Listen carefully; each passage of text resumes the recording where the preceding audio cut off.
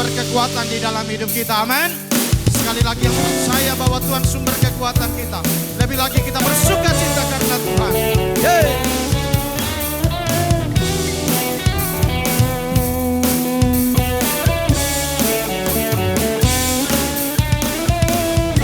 Hanya Kau milikku di surga.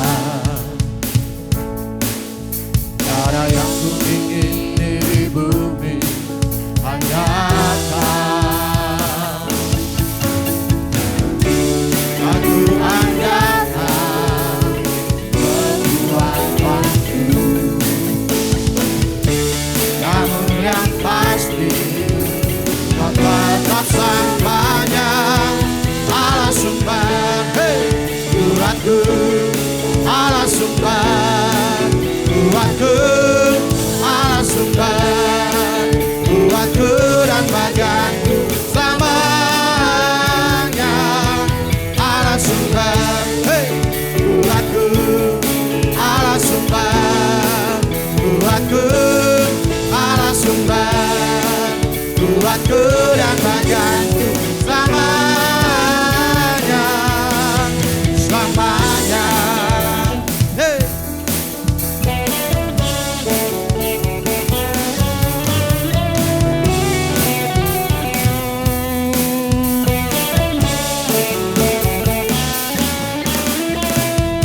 Hanya Kau milikku di surga. Tiada yang ku ingin di bumi, hanya Kau. Amin. Aku andalkan kekuatanku, namun yang pasti Kau tetap selamanya. Allah sumber kuatku, Allah sumber kuatku, Allah sumber kuatku dan bagianku selamanya. Allah sumber kuatku, Allah sumber kuatku, Allah sumber kuatku dan bagianku selamanya. Allah sumber kuatku, Allah sumber kuatku, Allah sumber kuatku dan bagianku selamanya. Allah sumber kuatku, Allah sumber kuatku, Allah sumber kuatku dan bagianku selamanya, selamanya, selamanya, selamanya. Hey. Sebab Engkaulah sumber kekuatan di dalam hidup kami. Engkaulah segalanya bagi kami, Tuhan. Hey.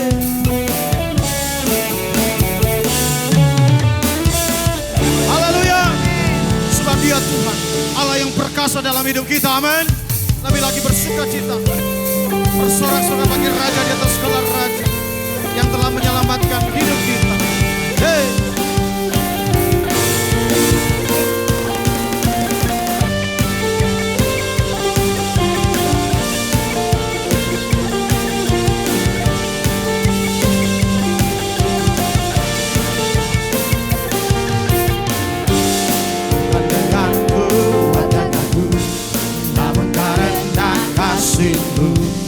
Kau telah menebus dan jiwaku. Amin. Lewati badai aku ragu, karena Kau tinggal dalamku. Dengan imanku ku berseru, Kaulah Tuhan Allah perkasa, surga bumi pun menyembah. Setiap firman-Mu dari jalanku. Kaulah Tuhan Allah, Kaulah Tuhan Allah perkasa, surga bumi pun menyembah. Setiap firman-Mu dari jalanku. Kaulah Tuhan Allah yang perkasa. Sebab Dia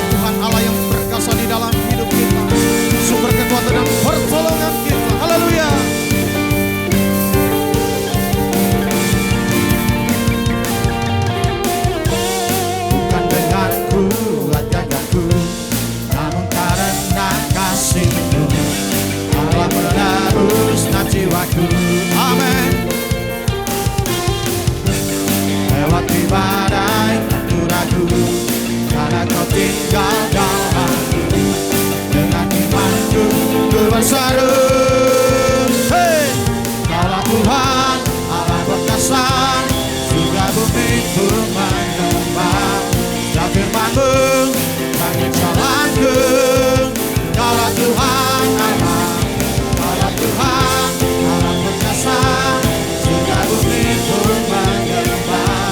Dan firman-Mu bagi jalanku. Kaulah Tuhan Allah yang perkasa. Tuhan, Kaulah segalanya di dalam hidup kami. Dan bila hati kami hanya meninggikan Engkau, yeah. Kaulah Tuhan Allah perkasa, surga bumi pun menyembah. Dan firman-Mu terang jalanku. Kaulah Tuhan Allah, Kaulah Tuhan Allah perkasa, surga bumi pun menyembah. Dan firman-Mu terang jalanku. Kaulah Tuhan Allah yang perkasa.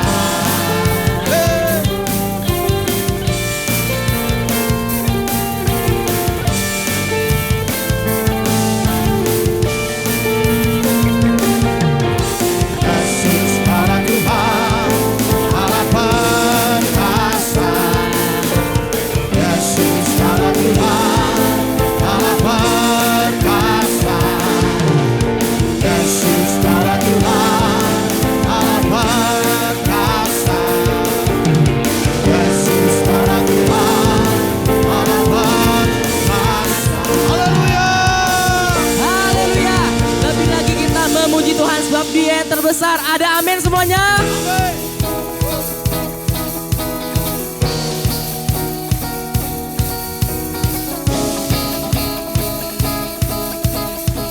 Kita katakan, Kau hebat. Kau hebat, terbesar, Kau perisai, berdiri depanku, tak dapat ku ragu. Katakan lagi, Kau hebat. Kau hebat, gagah perkasa, Kaulah Panglima menangku, Allah Bapakku. Katakan, Ku hempaskan. Ku hempaskan ke arah Goliat, bersama Allah Dia beri kemenangan. Kita katakan, Haleluya, Dia berperang gantikanku. Haleluya, amin. oh haleluya. Haleluya, mukjizat terbuka, sabda yang membuat terjadi nyata. Kemenangan sudah ada di tangan. Haleluya. Haleluya, amin. Haleluya, amin. Kita sorakan. Hey. Oh, oh, oh,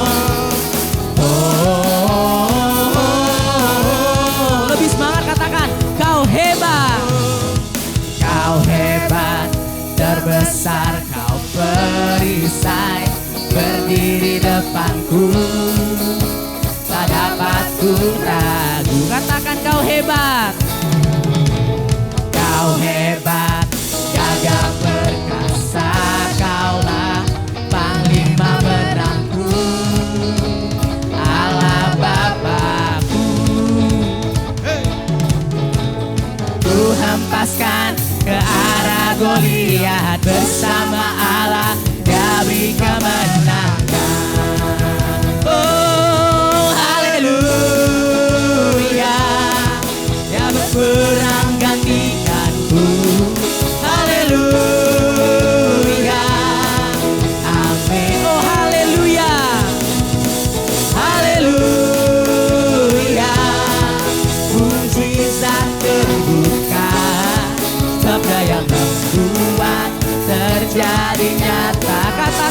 kemenangan. Kemenangan sudah ada di tangan. Haleluya, amin. Haleluya. Haleluya, amin. Kita sorakan.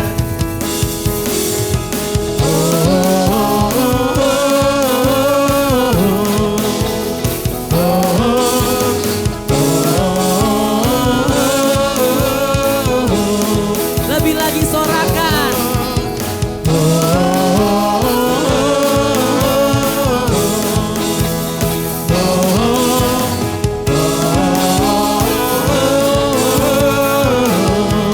Oh haleluya. Tuhan kita yang terbesar, Dia ada hari ini untuk kita.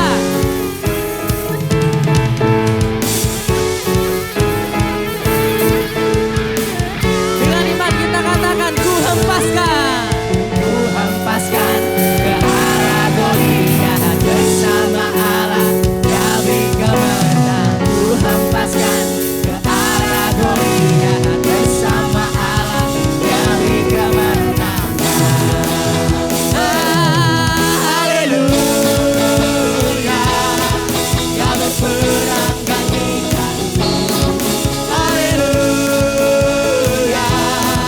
amin. Haleluya. Haleluya,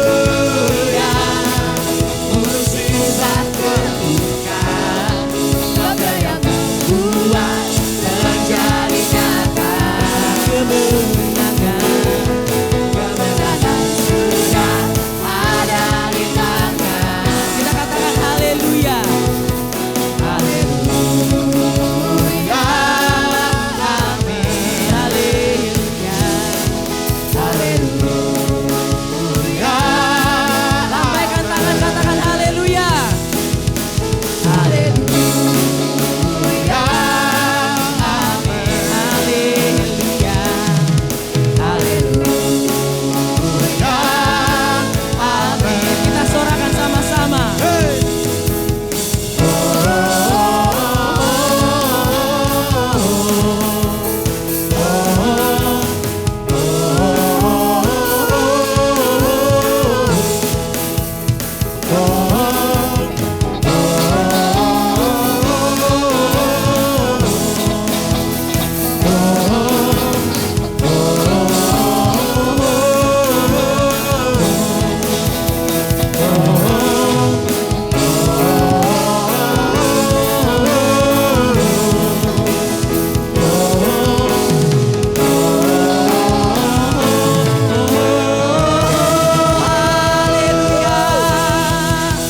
Haleluya.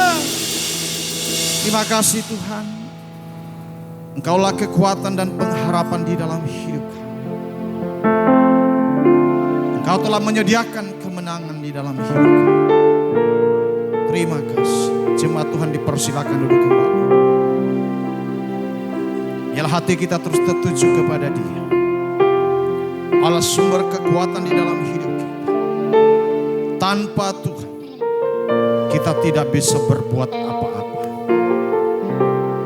Biarlah seluruh hidup kita arahkan kepada Dia, sumber segalanya di dalam hidup kita. Haleluya. Terima kasih Tuhan Yesus. Haleluya.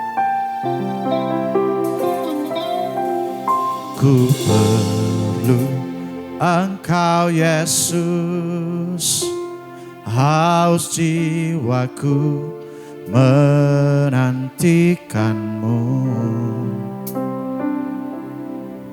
Ku percaya Kau penuh pengharapanku di dalam-Mu. Yesus, hanya Kau yang ku andalkan, melebihi siapapun juga. Yesus, hanya Kau yang ku percaya, di setiap waktu. Tiada lain yang ku andalkan selain Kau, Yesus.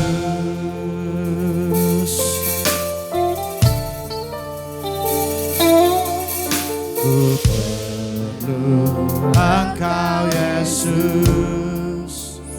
Haus jiwaku menantikanmu. Ku percaya Kau penuh pengharapanku di dalam-Mu. Yesus, hanya Kau yang ku andalkan, melebihi siapapun juga. Yesus, hanya Kau yang ku percaya di setiap waktu.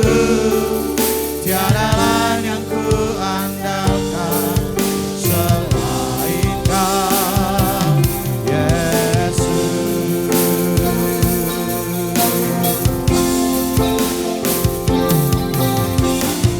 Hikmat-Mu melebihi pikiranku, jalan-Mu di atas jalan-jalanku. Pimpinan dalamnya kasih-Mu, hanya Kau, Yesus, yang ku andalkan. Hikmat-Mu melebihi pikiranku, jalan-Mu di atas jalan-jalanku. Pimpinan dalamnya kasih-Mu, hanya Kau, Yesus, yang ku andalkan. Hanya Kau, Yesus, yang ku andalkan.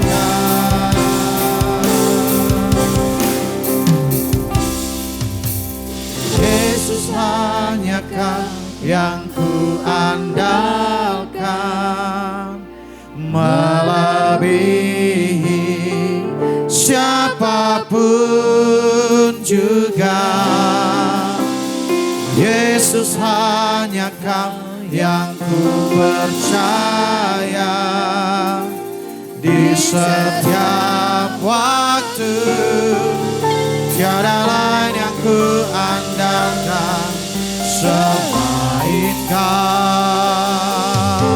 Yesus, hanya Kau yang ku andalkan, melebihi siapapun juga. Yesus, hanya Kau yang ku percaya di setiap waktu. Tiada lain yang ku andalkan selain Kau.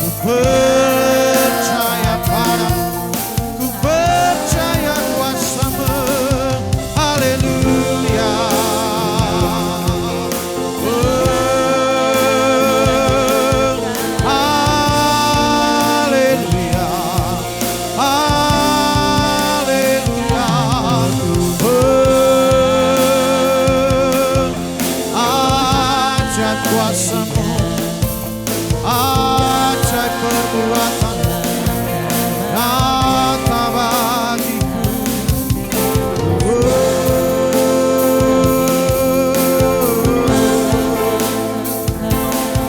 Haleluya, haleluya, terima kasih Tuhan.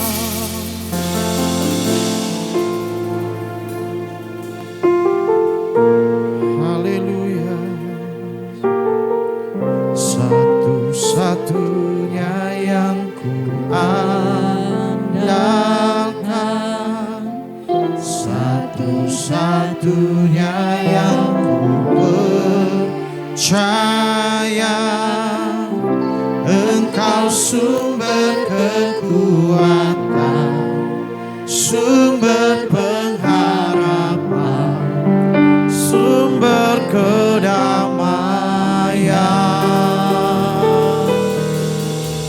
Satu-satunya yang ku andalkan, satu-satunya yang ku percaya, Engkau Tuhan memberkati, Tuhan penyembuhku, Tuhan pemuliku. Jemaat Tuhan, mari kita berdiri bersama-sama. Satunya yang andalkan, satu-satunya yang percaya, Engkau sumber kekuatan, sumber pengharapan, sumber kedamaian.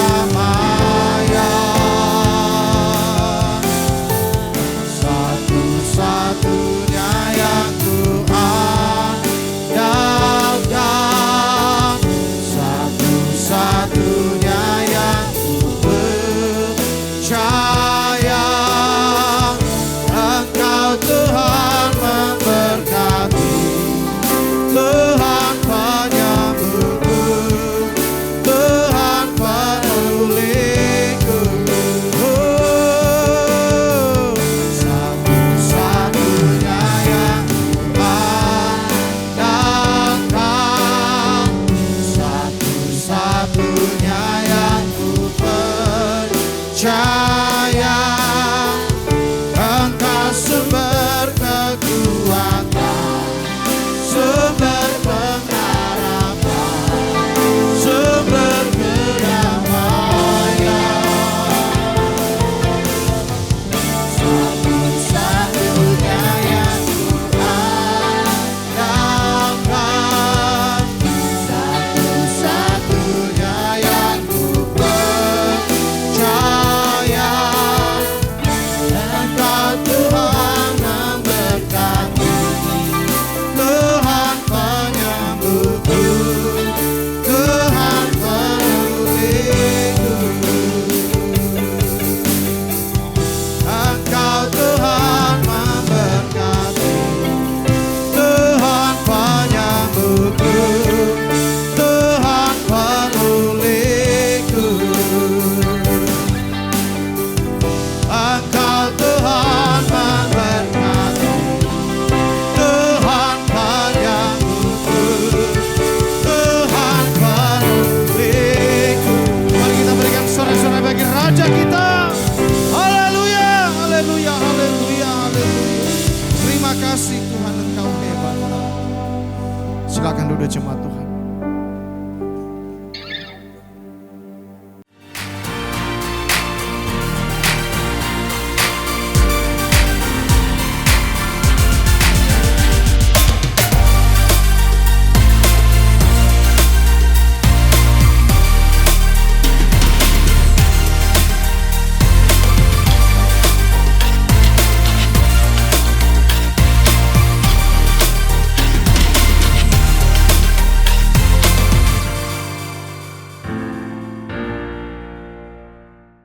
Mari kita tundukkan kepala kita dan menundukkan jiwa kita di hadapan Tuhan.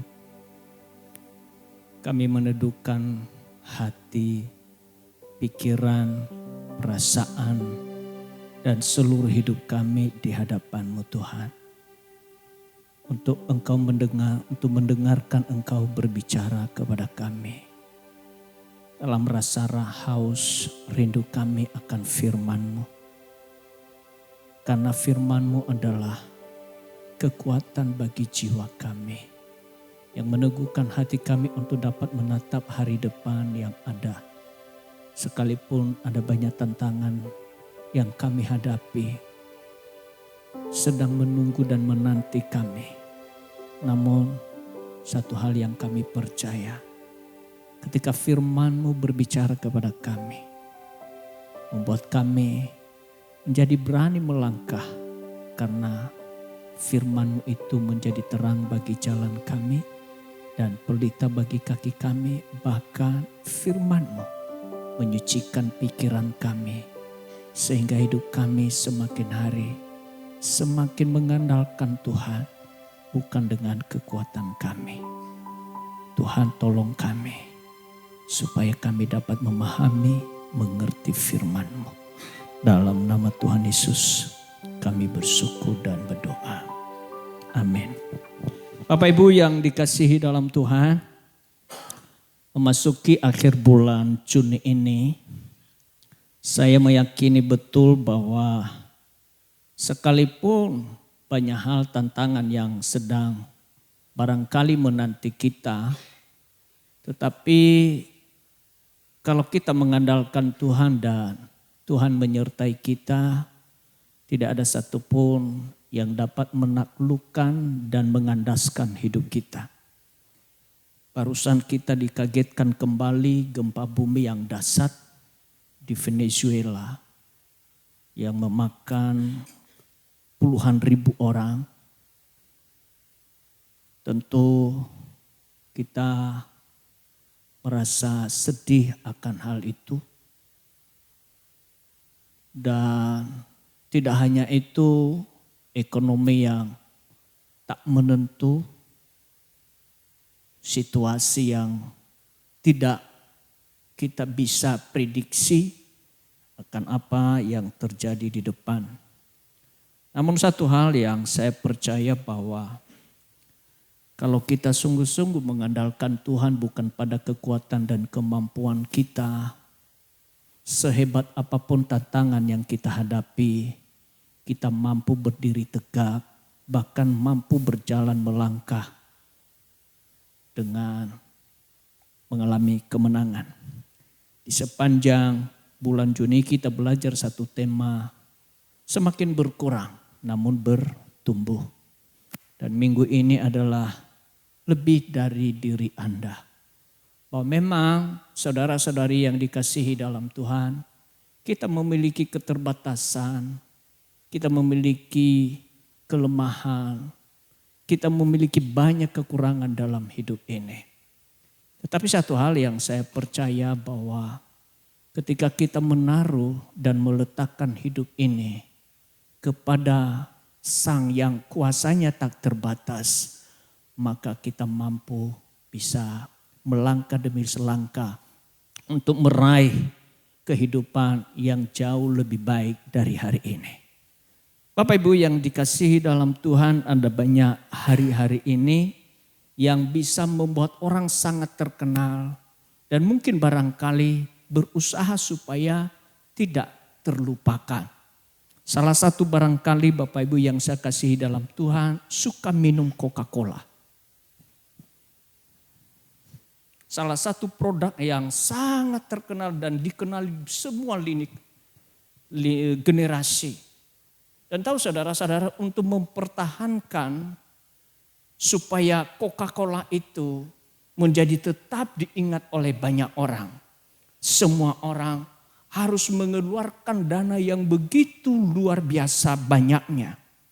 Kurang lebih setiap tahun mereka mengeluarkan 5,4 miliar US dollar.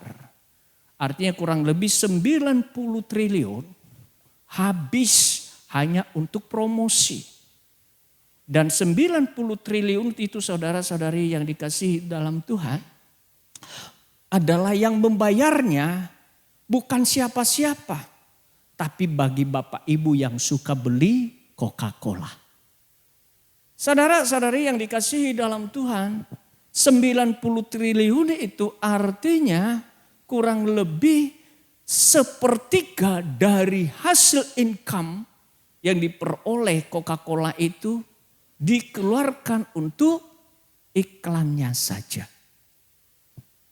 Nah, Bapak Ibu yang dikasihi dalam Tuhan, bahwa mereka melakukan hal itu hanya untuk memastikan supaya Coca-Cola dunia tidak melupakannya. Ya, di dunia modern memang yang tidak bisa tidak itu semua barang harus dipromosikan, karena kalau tidak ada promosinya saudara, maka dianggap itu sesuatu yang tidak ada. Ya, saya ulang, hari-hari ini, dunia ini, kalau sesuatu yang tidak dipromosikan, dianggap sesuatu yang tidak ada. Itu sebabnya saudara-saudari, orang rela mengeluarkan biaya sedemikian rupa hanya untuk supaya dikenal orang.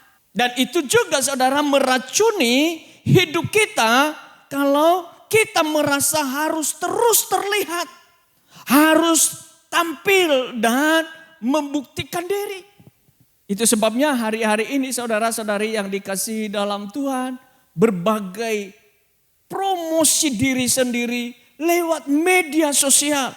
Dunia modern menonjolkan diri bukan lagi sekedar pilihan, tetapi itu menjadi sesuatu need, suatu kebutuhan kepada orang-orang hari-hari ini. Dan boleh dikatakan itu merupakan suatu kewajiban yang harus dilakukan saudara-saudari yang dikasihi dalam Tuhan.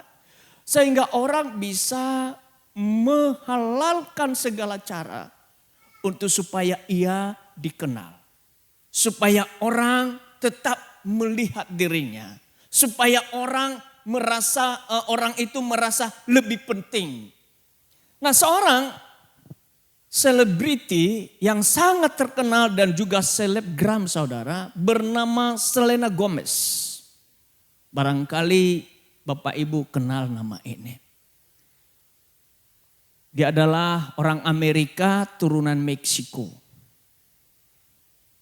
Saking terkenalnya saudara-saudari yang dikasihi dalam Tuhan, jutaan orang yang followersnya, dan tiap pagi sama pada malam hari ia selalu terganggu dan tidak bisa langsung tidur atau langsung beraktivitas sebelum ia melihat media sosialnya. Sampai dia berkata begini ketika waktu dia ditanya oleh wartawan. Dia berkata begini, begitu saya menjadi orang yang paling banyak diikuti di IG, saya merasa agak panik. Jumlah follower saya di IG sangat menyita perhatian saya. Itu yang saya pikirkan saat bangun tidur dan sebelum tidur. Bukan hal yang lain. Tetapi yang dia pikirkan adalah followersnya. Berkurangkah atau semakin bertambah. Dan itu mengganggu kehidupannya. Bukan lagi sekedar pilihan.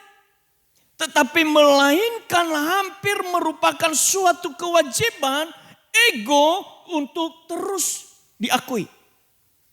Saudara-saudari yang saya kasih dalam Tuhan, dikatakan begini, jumlah follower sangat menyita perhatian saya.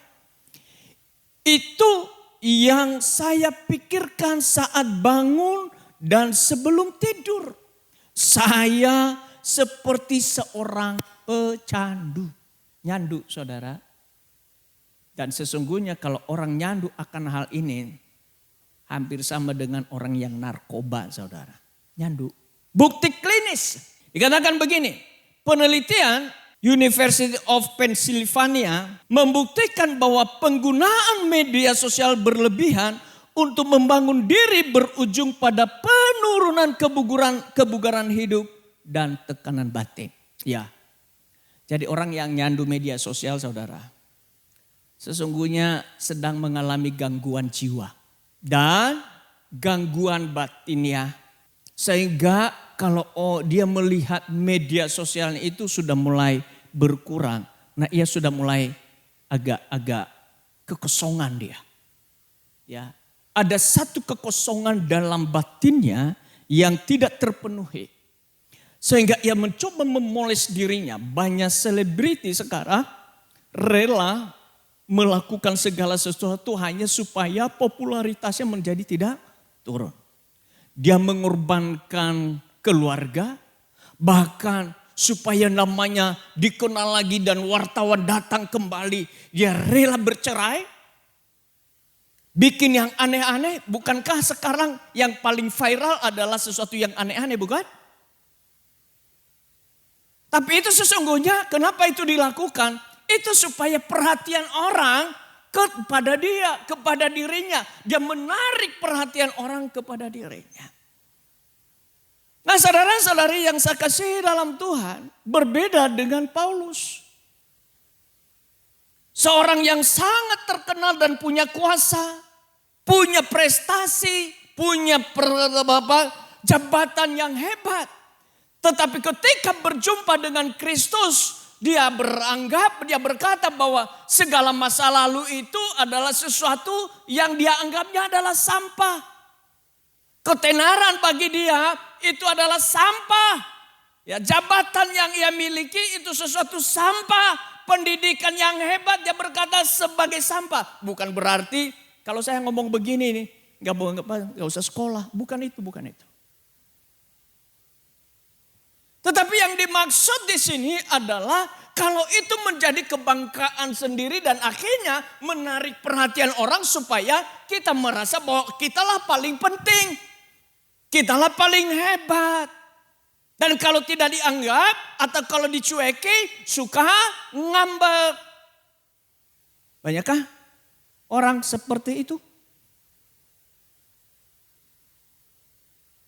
Satu kali saudara-saudari yang dikasihi dalam Tuhan, beberapa tahun yang lalu, saya diundang oleh salah satu partai politik yang sangat pemenang pemilu lah. Saya diundang di situ sebagai ketua umum PGI wilayah Bangka Belitung. Lalu tempat duduk saya itu ditaruh di paling depan. Ya, VVIP. Saya duduk dan setelah saya duduk sekian lama, tiba-tiba ada seorang pelayan menghampiri saya. Dia bilang, "Pak, boleh gak bergeser ke belakang?" Saya kasih tunjuk tempat duduk itu yang ditulis Ketua Umum PGI W. Saya kasih tunjuk, "Ya Pak, ada tamu." Lalu saya bilang, "Saya di sini." Saya merasa tersinggung, saudara. Saya bilang, kamu sudah tulis di sini tempat duduk saya, kok saya digeser ke belakang? Saya enggak ngomong. Saya tetap di situ, saya enggak. Sepulang saya dari situ, saudara, saya menyadari, iya ya. Kalau menyandak jabatan itu tuh seringkali membuat kita jadi merasa orang yang paling penting. Merasa paling diutamakan. Itulah namanya kesombongan, keangkuhan. Itulah namanya ego. Karena merasa diri lebih penting dari yang lain. Berbeda dengan Paulus. Itu sebabnya Paulus berkata di dalam Galatia 2 ayat 19b sampai 20. Dikatakan begini. Aku telah diselibkan dengan Kristus, namun aku hidup. Tetapi bukan lagi aku sendiri yang hidup, melainkan Kristus yang hidup di dalam aku. Dan hidupku yang kuhidupi sekarang di dalam daging adalah hidup oleh iman dalam Anak Allah yang telah mengasihi aku dan menyerahkan dirinya untuk aku. Saudara-saudari yang dikasihi dalam Tuhan, ungkapan daripada Paulus di sini. Dia memposisikan dirinya adalah paling orang terendah. Dan itu bukan dipoles sedemikian rupa supaya dia dianggap menjadi rendah hati. Tidak. Tetapi itulah yang dia hidupi. Jadi saudara-saudari yang dikasihi dalam Tuhan, kerendahan hati yang sejati bukan berusaha memoles citra agar terlihat rendah hati. Tetapi itu lahir secara alami ketika pusat kehidupan kita berubah. Perhatikan, lahir secara alami ketika pusat kehidupan kita berubah. Kalau pusat hidup kita adalah diri kita sendiri, maka bukan kerendahan hati yang lahir dari hidup kita. Kalau seseorang menarik perhatian orang hanya untuk dirinya dan ia merasa lebih penting dari yang lain, lebih penting dari istrinya, lebih penting dari suaminya, maka apa yang terjadi adalah itu namanya keangkuhan dan kesombongan. Dan ketika pada waktu hal itu tidak terpenuhi, maka ia akan mengalami kekosongan di dalam dirinya. Bapak Ibu yang saya kasih dalam Tuhan, ego yang turun yaitu aku yang lama berusaha membenarkan sendiri dengan kekuatan sendiri. Dan telah disalibkan orang yang haus pengakuan rela menukar kebenaran demi pujian. Saya ulang ini pernyataan ini ya. Orang yang haus pengakuan rela menukar kebenaran oleh pujian. Demi pujian ia rela untuk menukar kebenaran. Ya. Saudara-saudari yang dikasihi dalam Tuhan, sebagaimana tadi saya sudah utarakan di awal, banyak selebriti rela mengorbankan dan pasangannya, mengorbankan keluarga, mengorbankan kebenaran, menjual Yesus hanya untuk kepentingan dirinya sendiri, demi jabatan, demi ketenaran dan lain sebagainya. Apa bedanya seperti Yudas, saudara? Yudas menjual Yesus hanya supaya ia dianggap hebat dan dapat keuntungan dari itu. Nah, banyak orang Kristen hari ini menjual hal yang model kayak gitu. Waduh, menyedihkan sekali. Beberapa waktu yang lalu saya mendapatkan, ya kita mendengar sepasang selebriti sama-sama orang Kristen. Untuk mendapatkan popularitas rela mereka pergi ke pengadilan hanya untuk cerai. Itu bukan karena apa, tapi supaya popularitasnya itu, ratingnya itu semakin tinggi. Menjadi pembicaraan publik. Itulah yang merelakan kebenaran demi mencapai ego, mencapai pengakuan diri sendiri. Tetapi saudara-saudari yang saya kasih dalam Tuhan, penyaliban ego adalah proses seumur hidup. Ya, tidak dalam sesaat. Itu sebabnya kalau orang baru mengenal Kristus, baru percaya kepada Kristus langsung berkata, sekarang saya sudah berbalik kehidupan, berubah hidup saya 180 derajat. Saya mau berkata kepada Anda, barangkali arah hidupnya iya. Tetapi perilakunya, sikapnya butuh waktu. Butuh waktu.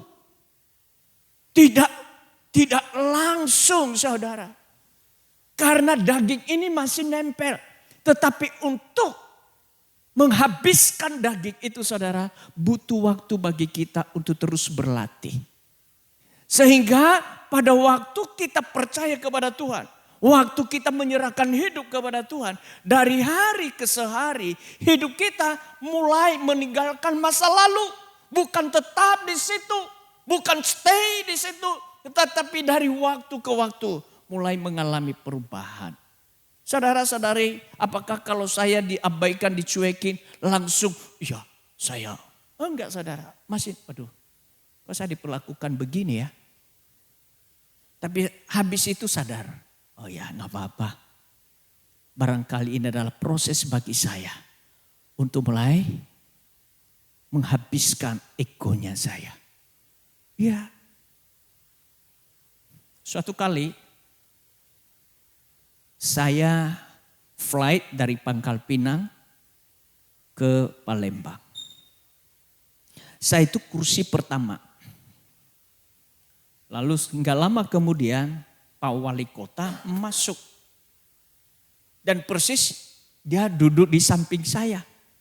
Lalu ajudannya dia sodorkan, Pak bisa pindah ke belakang. Saya kaget. Karena saya merasa bahwa loh ini seat saya. Saya ngomong ke dia, bahasa halusnya begini. Coba tanya pramugari. Tapi sesungguhnya waktu dia ngomong begitu saya tersinggung. Kamu mentang-mentang ajudan wali kota mau geser. Saya bilang ya akhirnya sepanjang itu ya saya bilang kalau kamu mau duduk di sini tanya sama pramugari. Akhirnya dia nggak berani lagi, dia duduk di belakang. Bapak Ibu yang saya kasih dalam Tuhan, ketika pada waktu kita diperlakukan seperti itu, barangkali muncul rasa tersinggungan kita. Itu adalah hal yang umum. Tetapi ingat ketika pada waktu itu dilakukan terjadi dalam diri kita. Ingat itu kita sedang dalam berproses. Dan kalau ada orang yang suka menyinggung kita bukan orang di luar sana. Yang membuat kita seringkali tersinggung adalah orang-orang yang ada di dekat kita. Bukan orang lain. Jangan pikir bahwa nanti dari luar sana yang akan menyinggung kita. Bukan.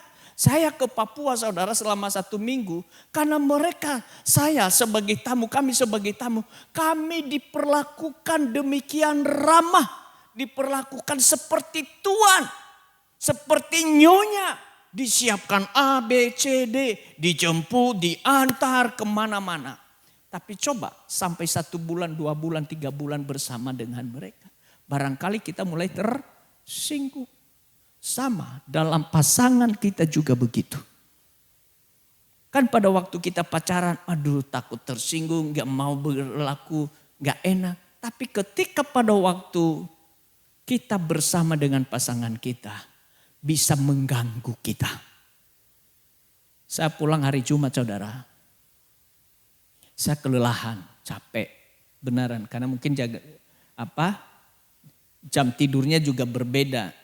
Di sana kan berbeda 2 jam dari sini. Ya. Lalu saya cepat tidur. Cepat tidur, saya agak gelisah tidurnya sehingga supaya saya bisa tidur nyenyak, saya sedikit minum wine. Secangkir lah segini. Lalu istri saya itu masih persiapan untuk pelayanan anak kemarin. Nah, akhirnya saya tidur, istri saya tidak bisa tidur. Persoalannya kenapa? Bukan gak kenapa-napa. Ada alasannya, dia gak bisa tidur enak. Dia mau tidur gak tidur. Sampai dia rekam, dia bilang ini bikin saya terganggu semalam nih. Saya, waduh kok saya sekarang begitu ya. Kok kalau tidur itu suaranya jadi seriosa terus. Ya ngerti maksud saya ya. Dan itu dia rekam sampai semalam masih dikasih dengerin lagi saya. Sama malu sendiri. Waduh sorry. Ya. Dulu saya berpikir kalau teman-teman tidur dengan saya. Ada satu teman saya. Ya saya nggak perlu sebut namanya karena beliau pernah ke sini. Itu kalau tidur, begitu tergeletak aja kepalanya di bantal, langsung itu take off kayak pesawat yang lagi. Kadang-kadang saya bangun, saya pikir dia sudah nggak ada. Ya kan, berhenti saudara. Habis berhenti kita pikir sudah, itu lama. Kurang lebih 31 menit, 30 detik sampai 1 menit. Itu berhenti sejenak dan saya pikir dia sudah nggak ada. Sampai saya bangunin, Pak. Oh iya. Ya, habis itu lagi, gitu lagi. Oh ternyata memang modelnya begitu. Bikin tersinggung, saudara. Nggak bisa terganggu. Nah tapi lama-lama, saya Bapak memahami. Nah waktu saya diperdengar itu kemarin sama istri saya bilang, waduh ternyata sekarang itulah saya ya. Bisa enggak? Saya ganggu Bapak Ibu waktu tidur? Enggak. Karena jauh saya dari Bapak Ibu. Tapi yang terganggu adalah istri saya. Saya suka tanya kepada teman-teman kalau satu kamar dengan saya ngorok enggak? Sedikit. Oh, saya senang saudara. Tapi begitu diperdengarkan semalam itu, kemarin itu saya oleh istri saya. Aduh ampun berarti saya selama ini juga ganggu teman-teman sekamar di hotel. Kalau saya tidur, sadar saya. Sampai akhirnya teman saya yang waktu itu di Papua dia bilang, karena teman saya yang tidur sama saya juga, ya gitu juga. Saya suka tanya kenapa pakai plester ini, dia plester ini. Saya nggak nanya, dia plester. Gitu. Lalu dia kasih tahu. Selama 4 hari kami udah bersama baru dia kasih tahu. Dia bilang, Pak Sanema saya pakai kayak gini jangan kaget ya. Ini mengurangi bunyi-bunyian saja. Nah Bapak Ibu yang saya kasihi dalam Tuhan, seringkali yang memproses kita itu bukan orang jauh tetapi orang dekat kita. Itu sebabnya kalau saudara merasa tersinggung dengan orang dekat Anda, itu cara Tuhan untuk menanggalkan ego kita. Nah itu sebabnya untuk kita menjadi orang yang rendah hati itu saudara, kita belajar untuk pertama, hidup lama disalibkan bersama Kristus. Hidup lama kita itu melepaskan aku yang haus pujian dan mudah tersinggung. Saya sudah utarakan tadi, kalau Paulus berkata di ayat yang ke-19b itu saudara di Galatia 2 dikatakan begini. Ya. Aku disalibkan dengan Kristus. Tahu arti disalibkan saudara? Bukan kita yang menyalibkan diri kita, bukan. Karena enggak mungkin kita bisa menyalibkan diri sendiri. Yesus pun tidak bisa menyalibkan dirinya. Kalaupun dia bisa menyalibkan dirinya, dia paku tangan sebelah kanannya dengan tangan kirinya. Iya mungkin iya, tapi kalau sebelah kirinya bagaimana dia bisa memaku tangan sebelah kirinya sementara sebelah kanannya sudah dipaku. Artinya Yesus pun untuk menyalibkan dirinya dibutuhkan prajurit tentara Romawi. Hidup kita demikian Bapak Ibu yang saya kasihi dalam Tuhan. Kalau kita mau menyalibkan, kita merasakan disalib, maksudnya menyalibkan keinginan daging kita, keinginan atau ego kita, butuh orang lain. Bukan diri kita, butuh orang lain. Kita membutuhkan orang lain untuk menyalibkan egonya kita, untuk menanggalkan kebiasaan lama kita. Dan itu sebabnya seringkali kita berada di dekat-dekat orang yang suka menyebelkan kita. Yang suka membuat kita tersinggung. Untuk apa? Supaya ego kita semakin berkurang. Ya, saudara menyerahkan diri pada proses Allah yang seringkali memakai orang dan keadaan sulit untuk meruntuhkan ego kita. Akar masalahnya saudara, kenapa seringkali itu kita mengalami proses itu? Karena ego sebagai pusat, keinginan agar diri dianggap paling penting, hebat dan menjadi pusat perhatian. Itu persoalannya. Dan akhirnya apa yang terjadi? Akibat daripada itu mengalami kelelahan batin ya. Ya. Selama aku memegang kendali, jiwa tidak akan pernah merasa tenang. Saudara-saudari yang saya kasihi dalam Tuhan, sekali lagi bersyukur kalau seringkali Anda mengalami ketersinggungan oleh orang lain yang menyinggung Anda. Saya sampaikan kepada anak-anak image semalam, kalau ada engkau mengalami ketersinggungan karena engkau ditegur, dinasihati oleh orang tua atau kakak adikmu, ya seringkali kalian bertengkar, sesungguhnya itu sedang mengalami proses untuk menanggalkan keegoan. Yang kedua saudara, untuk kita dapat mengalami kerendahan hati yang sejati. Hal yang kedua adalah Kristus hidup di pusat kehidupan kita. Kalau Paulus berkata begini, ayat yang ke-20 dikatakan, namun aku hidup, tetapi bukan lagi aku sendiri yang hidup, melainkan Kristus yang hidup di dalam aku. Pusat hidupnya bukan lagi kekuatan dan kemampuan, kehebatan, kepintaran, kecakapan. Tidak. Tetapi pusat hidupnya adalah Kristus. Pusat hidupnya lagi bukan menarik orang kepada dia, tetapi mengarahkan orang itu kepada Kristus. Sehingga kalau kita melihat salah satu contoh di dalam Alkitab itu adalah Yohanes. Yohanes pada waktu itu adalah seorang nabi yang sangat terkenal. Tetapi ketika Kristus datang, ia mulai tarik ulur, dia mulai mengundurkan diri, dan Kristus yang semakin hari dikenal. Dia nggak merasa tersinggung, saudara.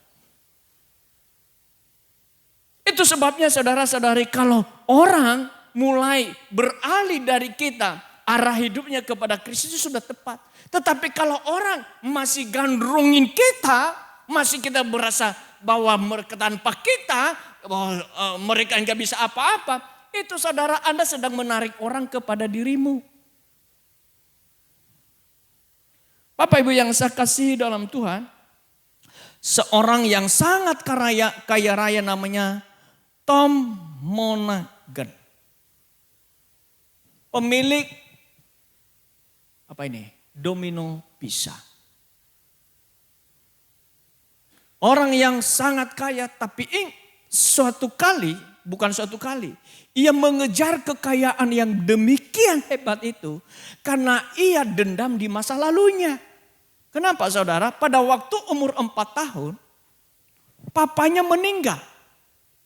Sehingga untuk memenuhi kebutuhan ekonomi, dia harus bekerja sejak umur 4 tahun. Dan dia berusaha sedemikian rupa, akhirnya dia kuliah. Dan setelah kuliah, ia berpikir bagaimana bisa lepas daripada kehidupan yang miskin itu. Dia bangun usaha, yaitu makan yang cepat saji.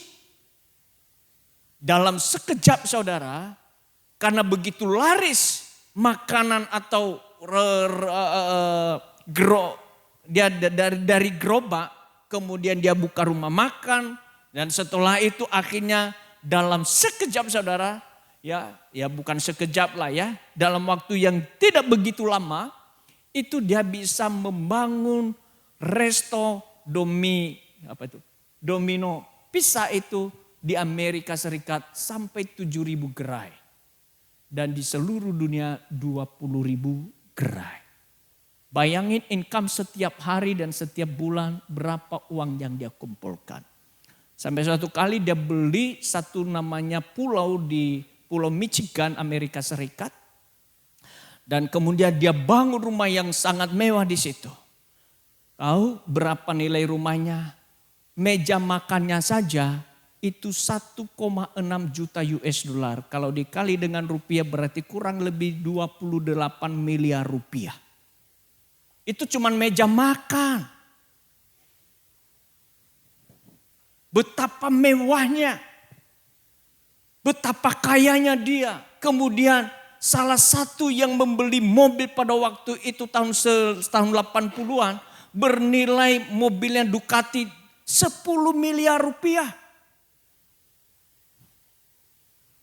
Saya nggak tahu sekarang kalau dikurskan ke nilai rupiah sekarang, saya nggak tahu. Tapi tahun 80-an itu artinya dolar Amerika pada waktu itu saya ingat sekali baru 1.000-an rupiah. Jadi kalau sekarang 10 miliar berarti kali 18 aja dah. 180 miliar itu mobilnya saja. Tetapi dalam situasi dia kaya raya begitu, dia mengalami kekosongan. Kekosongan batin. Ternyata akhirnya dia ngambil satu saat 2 tahun istirahat. Dia merenungkan apa yang sedang hilang dalam hidupnya. Dia seorang yang kaya raya tapi kehilangan kebahagiaan. Dipenuhi dengan kemewahan tapi kehilangan kebahagiaan. Income miliaran rupiah tiap hari tapi kehilangan kebahagiaan. Bapak Ibu yang saya kasihi dalam Tuhan, apa yang terjadi? Suatu kali dia ketemu temannya dan kemudian temannya itu memberikan satu buku kepada dia. Buku namanya Mere Christianity karya C.S. Lewis. Ya, setelah ia membaca buku itu, ia menyadari bahwa orang yang hidup dalam kesombongan dan pamer diri adalah mereka yang telah mengorbankan kebenaran demi ego. Apa yang terjadi saudara-saudari yang saya kasihi dalam Tuhan? Tom Monaghan, pendiri Domino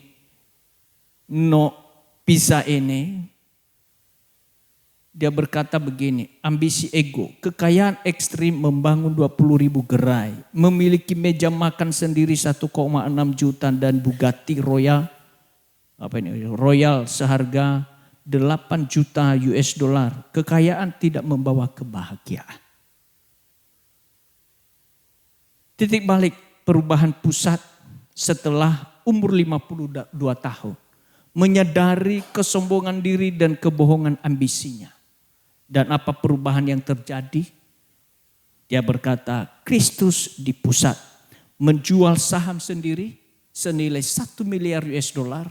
Dan 500 juta US dollar dia bagikan untuk pelayanan sosial dan untuk pelayanan di gereja. Itulah perubahan dalam hidup orang yang sudah berjumpa dengan Kristus. Yang tidak lagi menarik orang atau berpusat pada dirinya sendiri.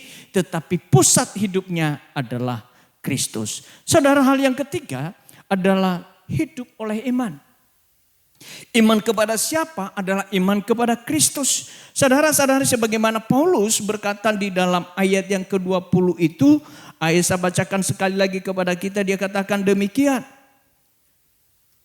Namun aku hidup tetapi bukan lagi aku sendiri yang hidup, melainkan Kristus yang hidup di dalam aku. Bagian B, hidup yang sekarang aku hidup secara jasmani adalah hidup oleh iman dalam anak Allah yang telah mengasihi aku dan menyerahkan dirinya untuk aku. Saudara-saudari yang saya kasihi dalam Tuhan. Kalau kita hidup hari ini bukan lagi karena kita. Tapi karena anugerah Tuhan dalam hidup ini. Karena penyertaan dan pemeliharaan Allah dalam hidup kita. Kalau bukan karena Tuhan, kita tak bisa berbuat apa-apa. Saudara-saudari, bersandar pada anugerah Allah, bukan pada deretan prestasi pribadi, bukan. Ya, berhenti menepuk dada.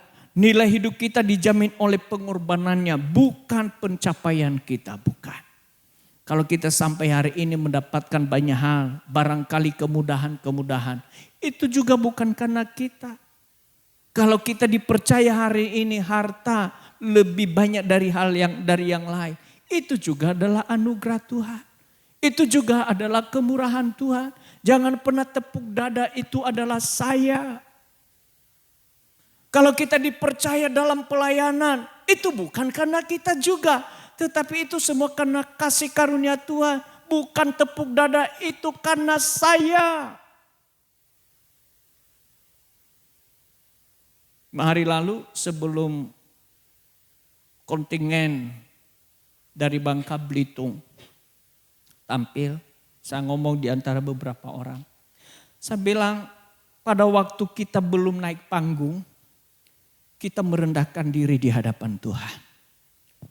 Tetapi biasanya yang terjadi, yang merasa bahwa dia yang melakukan hal itu semua adalah ketika ia turun panggung. Ketika ia merasa gagal di panggung, yang dia salahkan adalah Tuhan. Tetapi kalau dia berhasil, dia berkata itu karena saya. Banyak orang yang sudah berhasil dalam berbagai aspek hidup. waktu belum mencapai itu, hidup merendahkan diri di hadapan Tuhan. Tetapi kalau ia sudah sampai ke titik dari berbagai keberhasilan yang dipercayakan, dia tepuk dada. Cara nepuk dadanya bukan begini, saya bukan. Tetapi sudah sibuk dengan dirinya sendiri. Lupa Tuhan, lupa mencari Tuhan. Dia lupa bahwa segalanya itu adalah sumbernya dari Tuhan. Sesungguhnya, baik pada waktu kita dalam masa perjuangan, maupun ketika kita titik dalam keberhasilan, kita tetap merendahkan diri di hadapan Tuhan. Karena semua yang kita capai itu adalah anugerah Tuhan semata. Amin. Bukan karena kita. Dan akhirnya kita merasa bahwa sebenarnya tanpa Tuhan dalam hidup saya tak bisa berbuat apa-apa. Sehingga kita enggak merasa bahwa kita lebih hebat dari yang lain. Kita enggak merasa bahwa kita paling yang dihormati. Kalau tidak diberikan panggung, waduh saya ini dianggap rendah. Enggak saudara. Anda ada hari ini, itu semua adalah karena anugerah Tuhan. Amin. Kita ada hari ini sebagaimana ada, itu semua kemurahan Tuhan, kasih karunia Tuhan dalam hidup kita. Hidup oleh iman bukan prestasi. Keselamatan dan keberhargaan kita bukan karena pencapaian diri. Hidup yang sekarang kita hidupi adalah hidup oleh iman dalam anak Allah yang telah mengasihi dan menyerahkan dirinya bagi kita. Coba diagnosa ini saudara. Saya mengajak kita.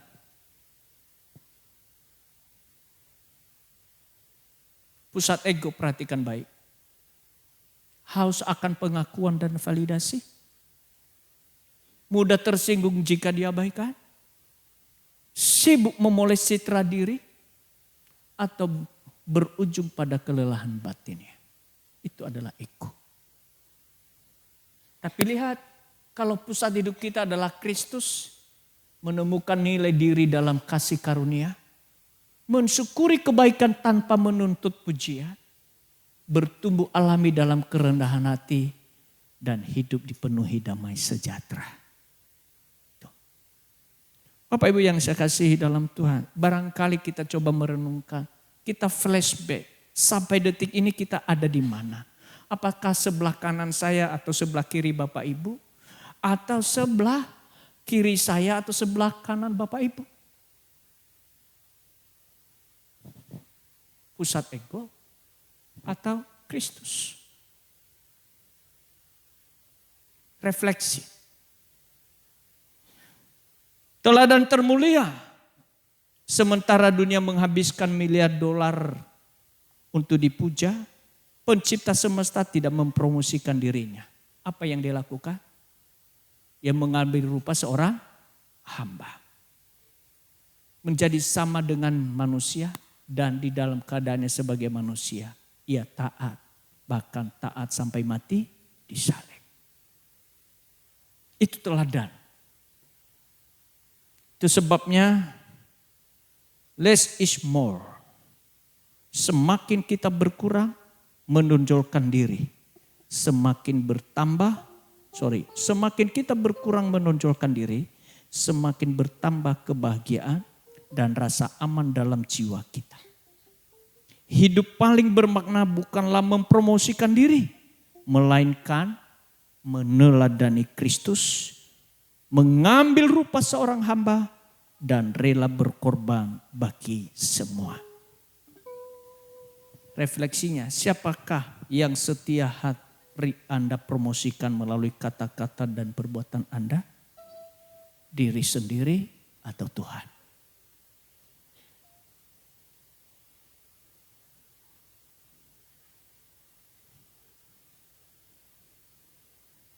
Kita diam sejenak.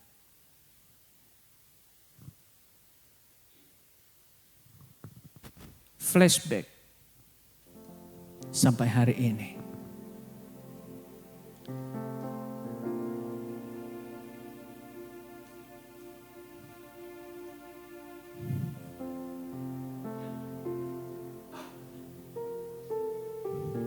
Apakah hidup kita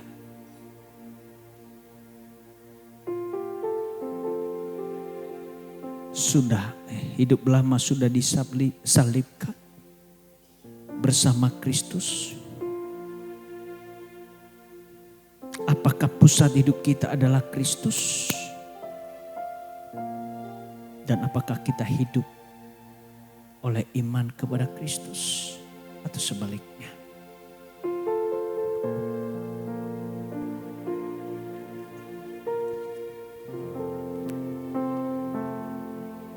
Kalau itu yang terjadi dalam diri kita, kita akan mengalami kehampaan, kekosongan dalam batinia kita. Kalau engkau berusaha memoles bagian luarmu, supaya engkau dipandang orang luar biasa, supaya engkau dianggap lebih penting, engkau akan mengalami kekosongan batin. Tetapi kalau pusat hidupmu adalah Kristus dan meletakkan semua hidupmu, yaitu engkau memiliki iman kepada Kristus, maka engkau akan mengalami damai sejahtera, kebahagiaan dalam hidupmu. Engkau tidak terganggu dengan keadaan di sekitarmu. Engkau akan tetap tenang karena hidupmu dalam kendali Tuhan. Hidupmu dalam genggamannya. Engkau tidak khawatir akan hari esokmu, karena Tuhan menuntunmu, bahkan menjamin hari yang ada di depanmu sampai kepada kekekalan. Kau bersyukur karena Kristus telah memberikan teladan kerendahan hati dalam hidup saudara-saudari dan saya. Dalam kesetaraannya sebagai Allah, Ia tidak mempertahankan itu, melainkan mengambil rupa seorang hamba dan menjadi sama dengan manusia. Dan di dalam keadaannya sebagai manusia, Ia taat, bahkan taat sampai mati di salib. Itulah teladan yang Ia berikan bagi kita. Ia ingin kita bersama dengan Dia menyalibkan keinginan daging kita, ego kita. Dan untuk menyalibkan ego itu dibutuhkan orang lain yang menyalibkannya. Bila engkau kadang bahkan mungkin sering terabaikan ketika engkau melakukan berbagai hal untuk menolong, untuk membantu. Tidak ada pujian, tidak ada tepuk tangan. Bahkan kritik yang muncul diarahkan kepadamu sebagai pribadi yang sudah sedemikian berkorban. Ingat, itu adalah proses bagi kita, proses bagi dirimu untuk menanggalkan egomu, supaya sungguh engkau memiliki kerendahan hati, menjadi seorang hamba seperti Kristus. Karena pusat hidup kita adalah Kristus, teladan kita adalah Kristus. Kalau itu engkau berkata, Tuhan, aku menyadari betapa besar egoku. Aku bersyukur kalau Tuhan tempatkan orang-orang di sekitarku yang mengkikis, yang menyalibkan egoku itu, agar arah hidupku, pusat hidupku bukan pada diriku, tapi kepada Kristus yang memberikan teladan dalam hidupku untuk menjadi berkat bagi orang lain. Kalau itu engkau berdiri.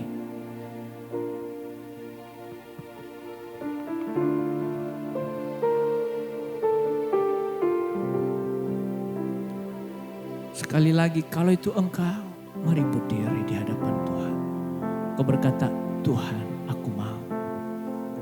Egoku dihabiskan, egoku dikikis.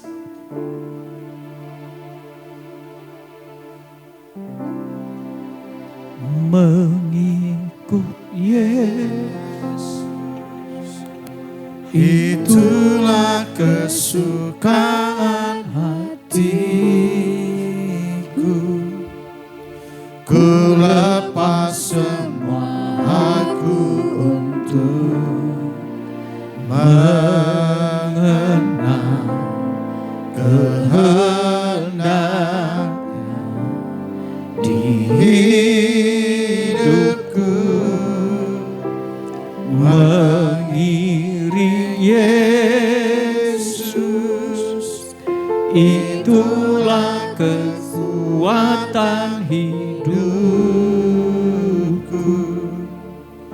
Ku yakin anugerahnya mampu jadikanku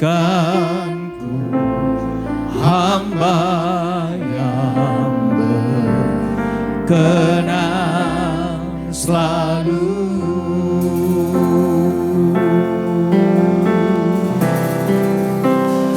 Mengikut Yesus, itulah kesukaan hatiku.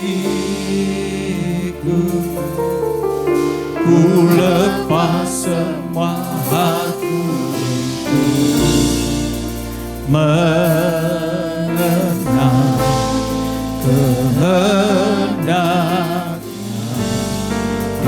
di hidupku. Mengiring Yesus, itulah kekuatan hidupku. Ku yakin anugerahnya mampu jadikanku hamba yang berkenan selalu.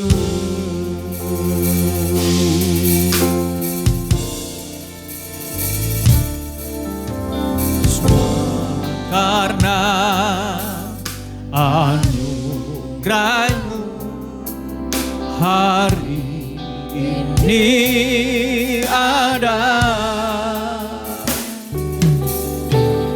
bukan karena kuatku, namun karena Roh-Mu. Ku bawa hatiku penyembahan-Mu, ku semakin berkurang, Yesus makin bertambah. Mengikut Yesus, itulah kesukaan hatiku. Ku lepas semua aku untuk mengenal kehendaknya di hidupku. Mengiring Yesus, itulah kekuatan hidupku. Ku yakin anugerahnya mampu jadikanku hamba yang berkenan. Sekali lagi katakan, mengikut Yesus. Mengikut Yesus, itulah kesukaan hatiku. Ku lepas semua aku untuk mengenal kehendaknya di mengiring Yesus, itulah kekuatan hidup. Ku yakin anugerahnya mampu jadikan hamba yang berkenan selalu.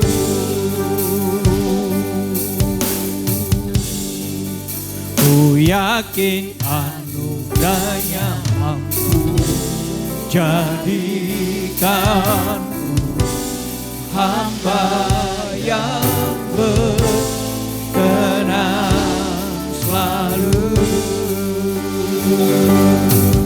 Ku yakin anugerahnya mampu jadikan hamba yang berkenan selalu.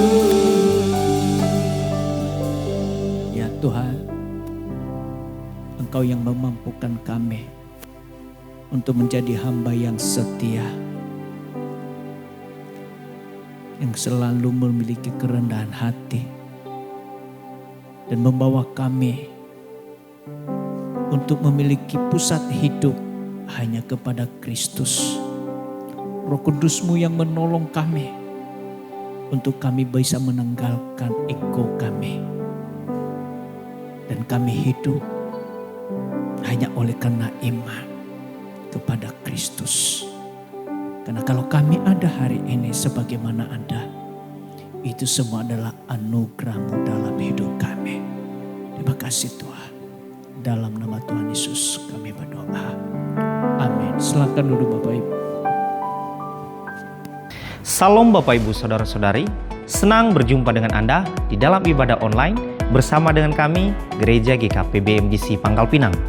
Bila ibadah ini telah menjadi berkat bagi Anda, silakan Bapak Ibu Saudara-saudari membagikan link ibadah ini kepada keluarga, teman, atau kerabat Anda. Berikut MDC News.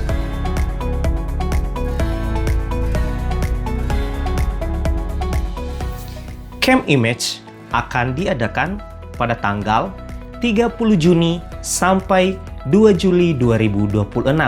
Silakan mendaftarkan diri kepada Saudari Risel. 1 jam dalam hadirat Tuhan menjadikan 23 jam hidup bermakna. Mari mengalaminya melalui keintiman dengan Tuhan, melalui embun surgawi yang diadakan setiap hari Selasa dan Kamis, dimulai pada pukul 5 sampai pukul 6 waktu Indonesia Barat melalui Zoom meeting.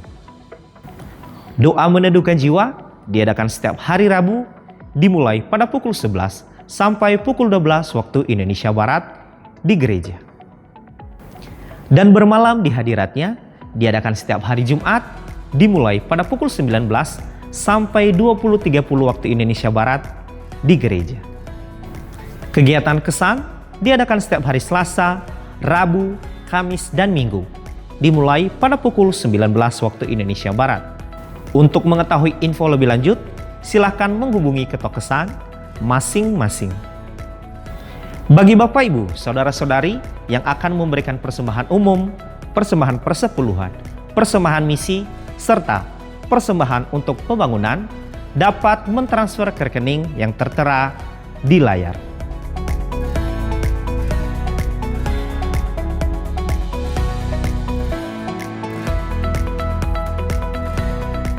Untuk mengetahui info lebih lanjut tentang Gereja GKP BMDC Pangkal Pinang, Bapak Ibu Saudara-saudari dapat mengikuti Facebook dan Instagram MDC Pangkal Pinang, atau subscribe akun YouTube GKP BMDC Pangkal Pinang. Demikian info tentang Gereja GKP BMDC Pangkal Pinang, dan selamat beribadah. Tuhan Yesus memberkati. Kebolan di bawah, lebih baik kita naik ke atas semua. Ya, itu saja ya. Baik, kita akhiri ibadah kita bangkit berdiri semua. Mengikut Yesus, itulah kesukaan hatiku. Ku yakin semua aku untuk mengenal